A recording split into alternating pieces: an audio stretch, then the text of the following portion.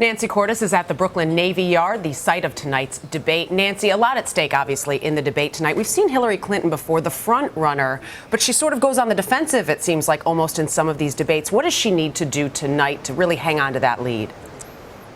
She just needs, Dana, not to have a major stumble because she is leading here in New York by double digits. She is sort of the hometown favorite, and she knows that Bernie Sanders is going to be coming after her tonight.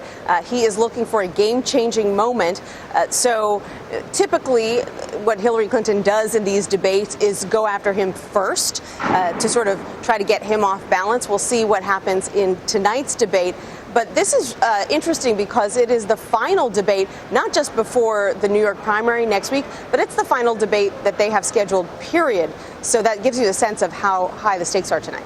Yeah, what I think a lot of people are wondering is if Senator Sanders is going to get down in the gutter. Up until this moment, the Democrats, at least during their debates, have kept some level of civility that we haven't seen in the Republican debates. But is he going to have to, in some cases, perhaps even hit below the belt, Nancy, to have that knockout moment that you're talking about there?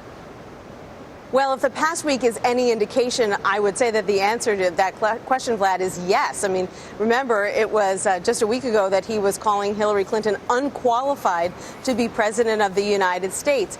And he has gotten increasingly more confrontational over the past week heading into the New York primary because he so badly needs a win here. And the Clinton campaign has been accusing him of sort of going back on one of his central campaign promises, not to go negative. Now, sure, she's gone negative plenty too, but she didn't make that promise. And so they feel that they've kind of got the moral high ground, and you can imagine a scenario where she hits him for that tonight. Nancy, they've been spending most of their time, obviously, in New York City. Is it as simple as there are the most people here and the most votes that they will need?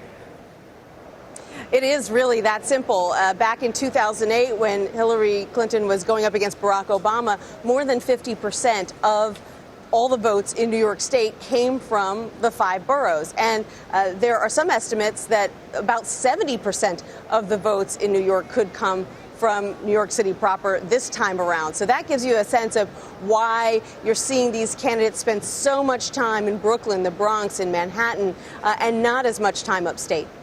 All right, Nancy Cordes will be watching tonight, as will you. Thanks so much. You got it.